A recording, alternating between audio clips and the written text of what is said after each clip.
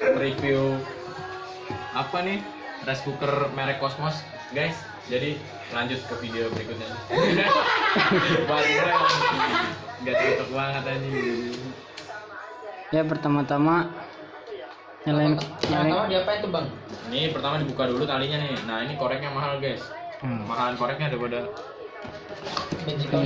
Ini mahal ya. Nah lihat nih.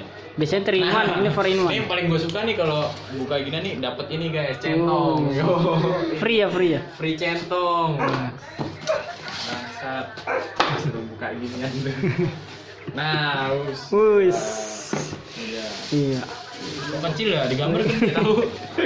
Digambar gede sampai sini kecil. Ini buat makan Doni sendiri juga enggak. Ini mau buat makan Doni sendiri ya. Kurang sendiri juga nih. Mantap. Coba kita lihat isinya guys. Masa bapak bilang mau meeting itu. Widih, ada takarannya guys. Nah, ini takaran untuk mabok guys.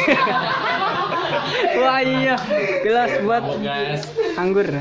Ini di sini kita dapat buku panduan. Oke. Ada gambarnya. Ya. Udah kayak YouTuber gue.